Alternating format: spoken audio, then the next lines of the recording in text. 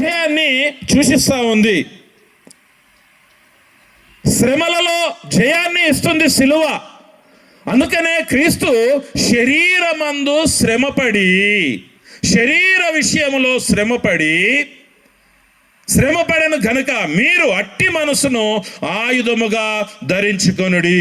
శరీర విషయములో శ్రమపడిన వాడు శరీరమందు జీవించు మిగిలిన కాలము ఇక మీదట మనుజాశలను అనుసరించి నడుచుకొనక దేవుని ఇష్టానుసారముగానే నడుచుకొనున్నట్లు.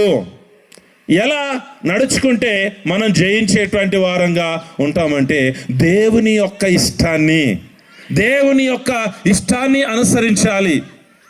ఇవాళ ఈ ప్రకటన గ్రంథంలో ఉన్నటువంటి 7 సంఘాలలో కానీ, ఇప్పుడున్నటువంటి సంఘాలలో కానీ దేవుని యొక్క ఇష్టం ఏమైనా నడుస్తూ ఉందా, దేవుని యొక్క చిత్తం ఏమైనా నడుస్తూ ఉందా అంటే నిజంగా ఆనాడు ఆ 7 సంఘాలలో దేవుని చిత్తము నడిచినట్టయితే అవి నశించిపోయేవి కావు. ఎందుకు బైబిల్ గ్రంథం ప్రతిదీ మనకు తెలియచేస్తుందంటే మంచి చెడు 2 ఉన్నాయి. మనం మంచిని అనుసరించాలా, చెడుని అనుసరించాలా? చాలామంది ఏం చేస్తారంటే, కొంతమంది అతివాదులు, బాగా అతిశయించేటువంటి వారు, బాగా లోకానుసారంగా ఉండేటువంటి వారు, అవన్నీ బైబిల్లో ఉన్నాయే అందుకే మనం చేస్తాం. ఎందుకు రాశాడంటే అవి చెయ్యొద్దని రాశాడు. కానీ మనం ఏం చేస్తాం? ఉన్నాయి కాబట్టి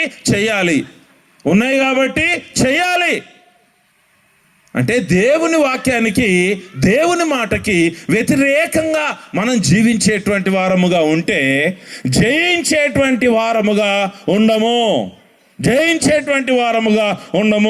దేవుని ఇష్టాన్ని అనుసరించినప్పుడు మాత్రమే మనము జయించేటువంటి వారముగా ఉంటాం. రోమా 6:11 అన్న మీరు చదవండి, వాక్యం తీసుకోండి.